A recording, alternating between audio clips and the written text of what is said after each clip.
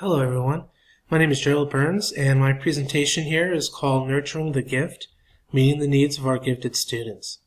I'm excited to share with you some strategies for teaching gifted students and ways for us to meet their needs holistically to address the whole child. What is a gifted learner? In order to best serve our gifted student population, we must first know how we might identify them. Gifted students generally do the following at a level beyond their age group peers.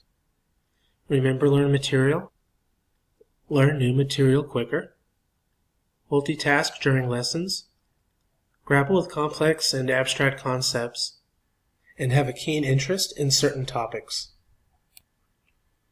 The child behind the gift. Serving our gifted students means not only supporting them academically, but also socio-emotionally. Gifted students experience unique struggles as they navigate their worlds, such as societal messages that say that smart people are awkward, weak, and unattractive, that being too smart is a bad thing, and that celebrities, athletes, etc. are more valued and rewarded by society than smart people. Gifted students also experience the feeling that adults always expect perfection, that school is simple and dull, that they are frequent targets for bullying, and they are generally isolated from their peers. The nature of our students' giftedness is such that while it offers students a unique perspective and skills that are beneficial in the classroom, it also carries its own challenges for the students and their teachers. Extra perception, a heightened sense of awareness that leads to a hypersensitivity to small details.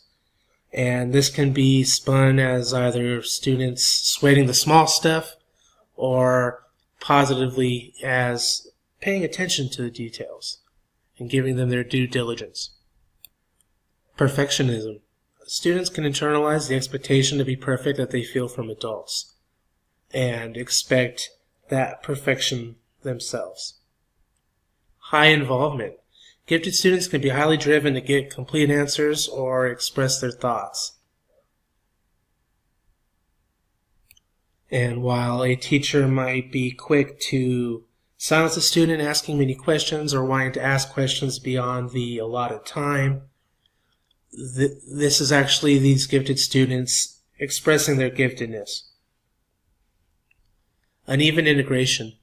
Gifted students are rarely gifted across the board. Asynchronous development. A frame we can use to understand how our gifted students are growing and how we can support that growth is the idea of asynchronous development.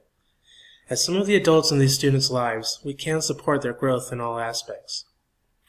Asynchronous development means that one aspect of the student, their cognitive abilities, are developing at a faster rate than others, such as their physical and emotional maturity. While this is a source of their giftedness and is a part of what makes them who they are, it can also make well-rounded development challenging. In other words, just because students present as extra smart to adults does not mean that they can just sort out the other aspects of their development on their own. Asynchronous development presents differently in each individual gifted student. Differences in cognitive ability and physical and emotional maturity can differ to the point of twice-exceptionalism.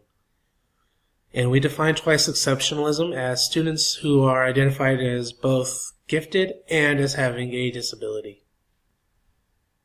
And lastly, I wanted to present you with my final thoughts. While our gifted students may seem like they need us less than other students, this is absolutely not the case. Our students are multifaceted, just like all people. Their identification as gifted is only one of those facets. And gifted students might not have the struggles that most of your other students may have, but they do have their own struggles nonetheless and are still deserving of our attention and support. Thank you for listening. I hope you enjoyed my presentation, and I hope you found something interesting or helpful that you could take away and take back to your classroom. Thank you again.